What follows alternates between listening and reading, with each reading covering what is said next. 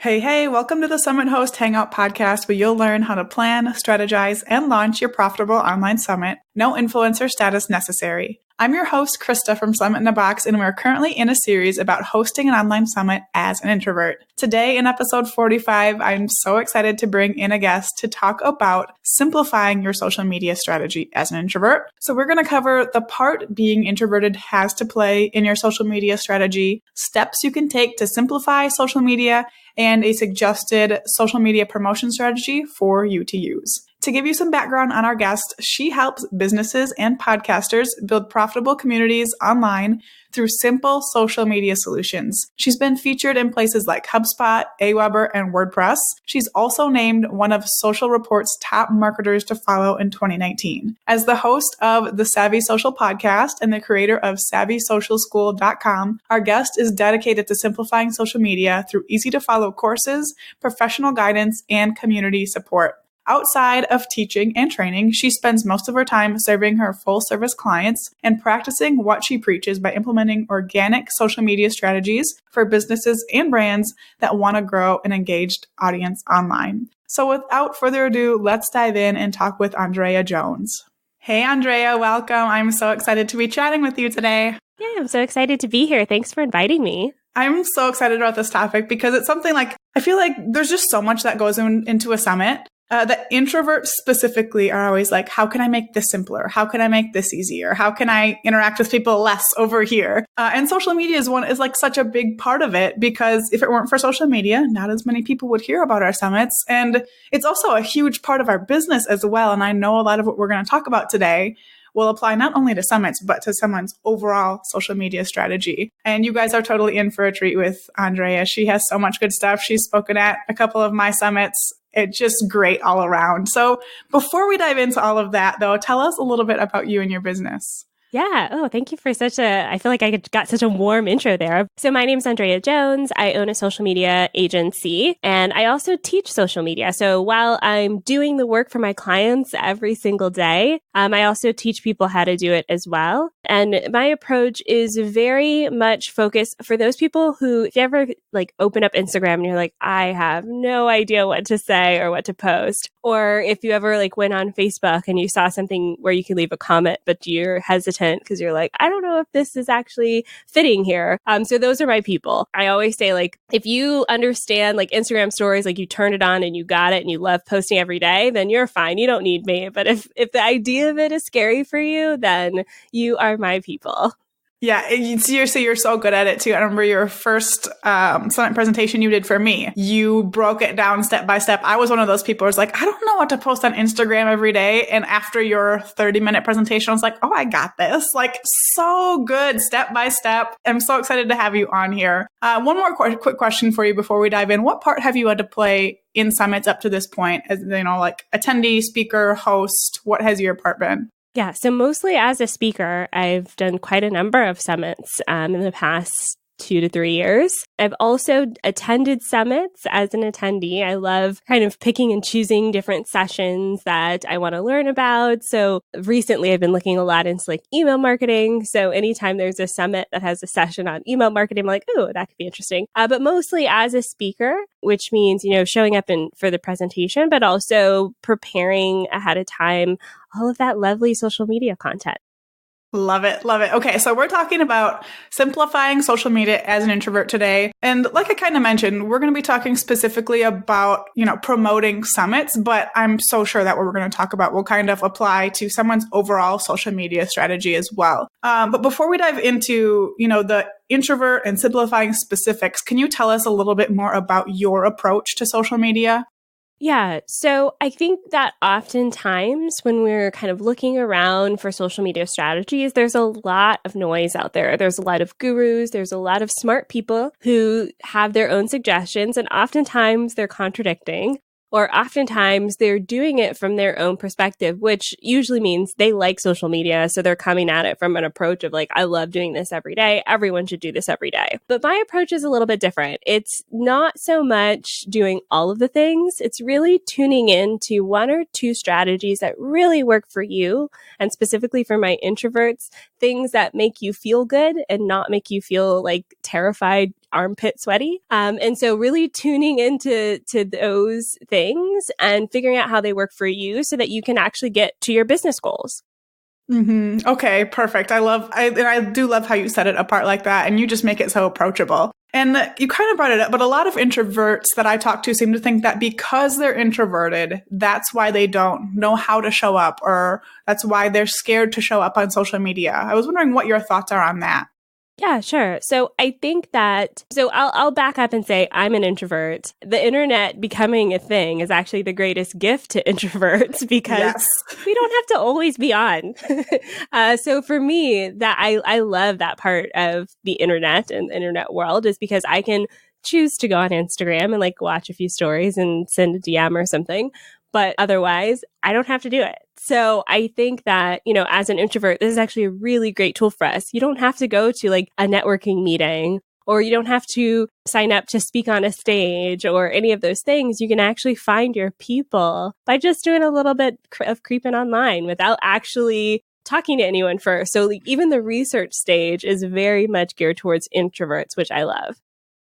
Yeah, I totally agree. And yeah, I mean, I think it's like interesting when I hear that come up because I feel like being introverted, yes, we might want to stay in our own bubble a little bit more. But I also feel like some introverts get the actual introverted part confused with just simply not knowing what to do and the nerves that come along with that. Yeah, there's a confidence that comes with knowing what to do. So oftentimes as introverts, it's not that we can't do it. We just get more comfortable with things that we're familiar with. And then you throw into the mix the fact that we'd prefer not to do it most of the time, not all of the time. So we've got like that combo move of like, if we don't know what to do and then we don't even want to do it to begin with, it can feel like this huge burden of a task. So one of the things I like to do is at least give you a plan. Okay, here's what you could be doing in a way that's like not icky or overwhelming. And then just, take baby steps and do those things. And then after a while, you can always layer on other things. And hey, you may even like it. Right.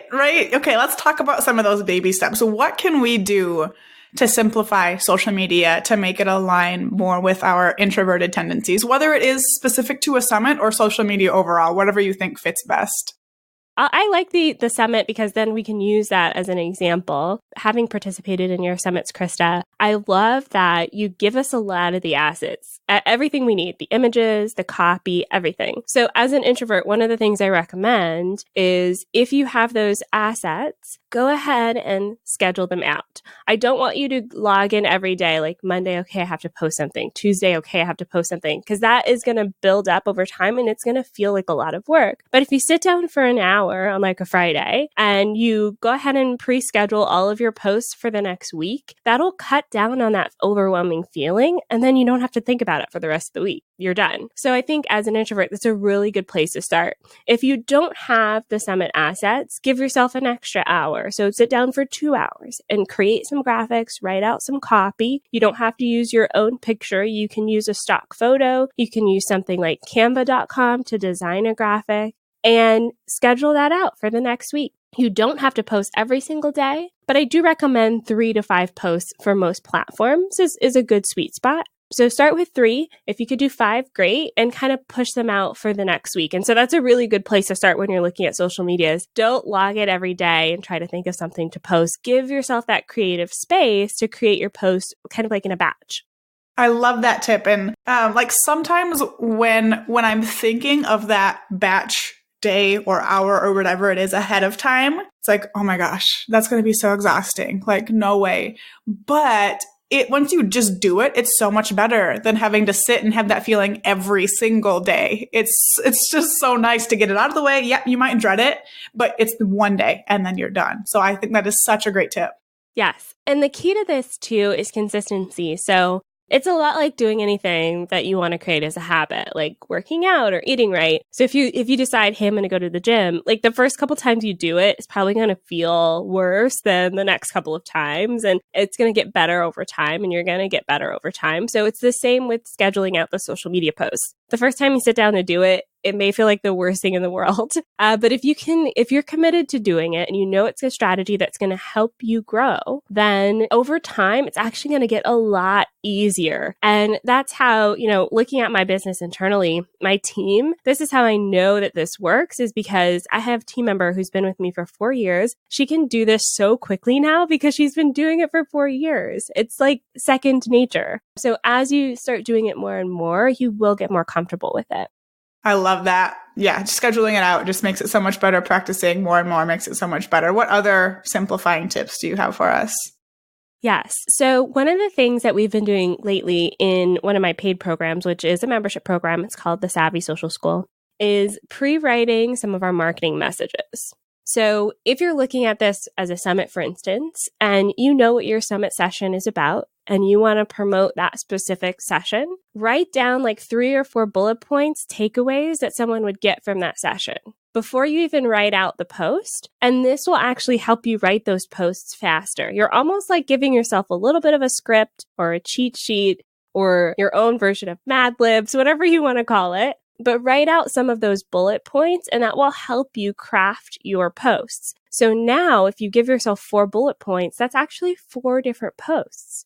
So you can talk about 4 different things someone's going to learn from one session. And that actually gives you way more content than just thinking about trying to cram everything they can learn from that session into one post. Oh, I love that. And I haven't thought of this, but I kind of do that with different areas of my summit promotion.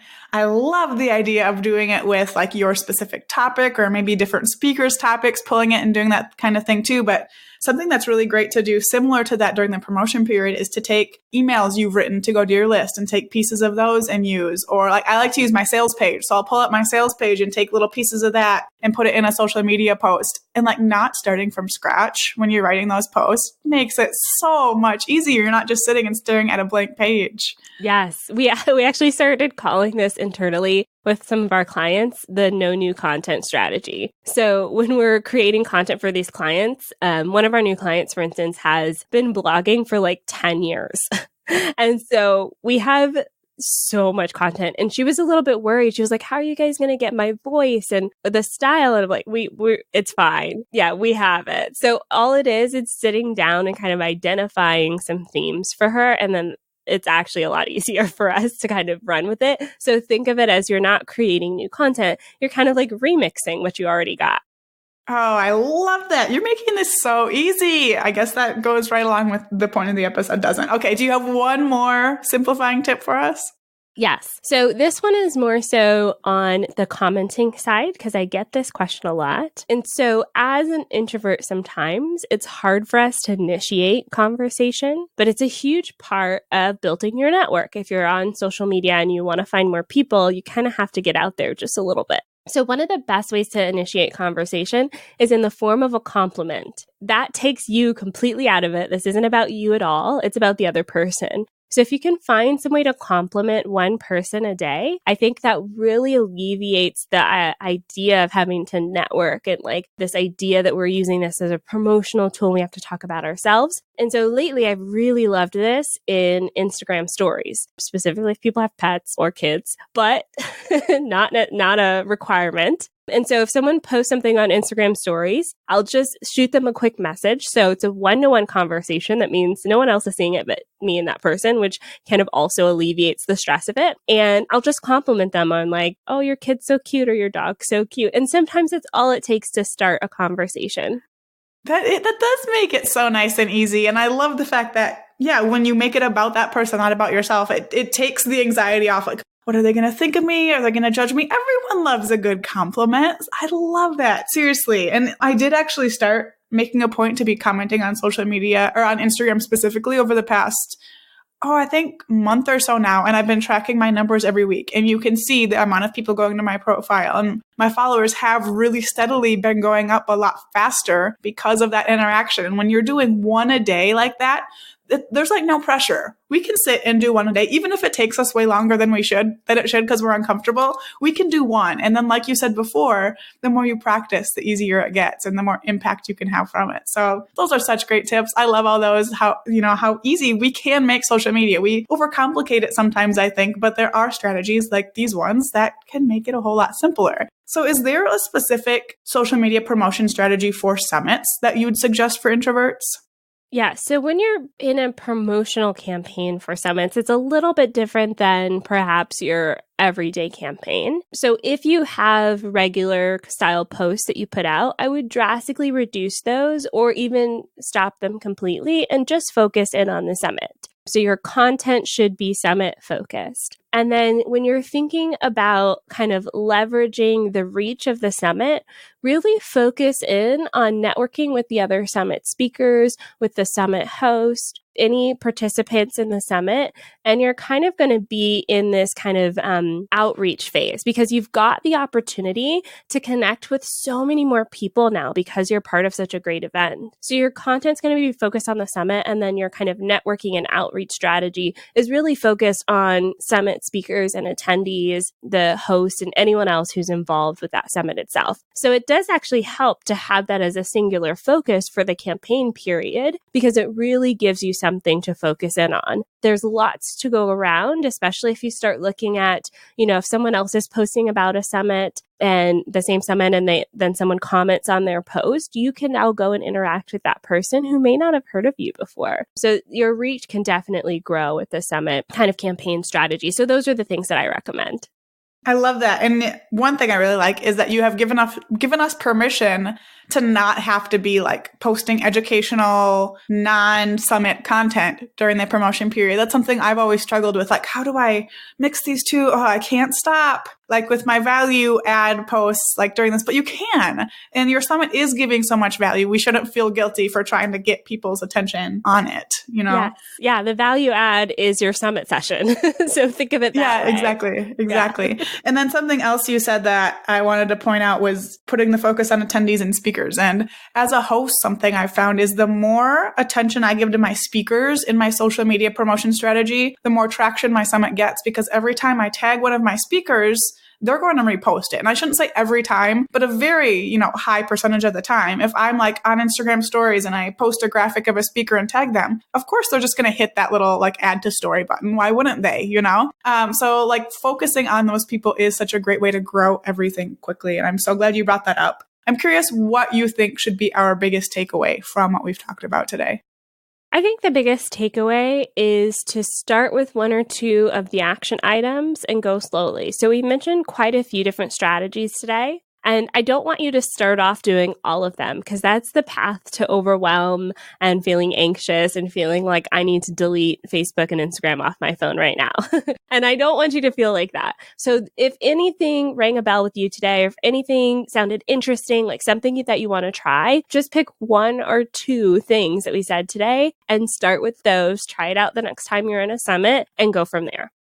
Love it. Thank you so much. Where can people go to learn more about you and what you offer? Yeah. So the best place to start is with my free course. It's called the Social Media Success Framework. You can find it by going to onlineandrea.com/free. And it dives into a lot of different things I've taught in the past summits, like my 5 pillars of content or the best ways to connect with other people or how to amplify some of the strategies that you're already doing. So you can check that out. Or if you want to connect with me on social media, I'm everywhere. Online, Drea. Love it. Thank you so much for being on. Everybody, I will link those things in the show notes. Definitely check out that free course because the 5 pillars of social media content is exactly what I was talking about earlier, where she gave me my big aha moment for posting on Instagram. Check it out. Thank you so much for being here, Andrea. This was awesome. Oh, thanks so much for having me. I hope you loved this episode with Andrea, and I hope you just got the takeaway that this can be easy. You can make social media, especially for your summit, easy on yourself. Don't sit down with a blank slate each day and try to post in the moment with nothing to go off of. My best tip for simplifying my summit social media strategy during the promotion period is to reuse that email content, which I kind of brought up when I was chatting with Andrea. I like to take my promo emails that I'm sending and break them apart, post them on social media. Each day an email goes out. That exact email goes on my main social media accounts, Facebook and Instagram. And then I also use that copy as content to do a Facebook Live and an Instagram story or even an Instagram Live. That's like 4 or 5 places I'm reusing that content from my email, and it makes my social media promotion so nice and easy. So your action step for today is to take one thing we talked about and put it into action. You can always come back and grab more, but I would love you to start with just one. Thank you so much for tuning into this episode. For show notes, resources, and links to connect with Andréa, head to summithosthangout.com/045. In the next episode, we'll be chatting about the best personality types for hosting online summits, so be sure to tune in for that. Now go out and take action to plan, strategize, and launch your profitable online summit.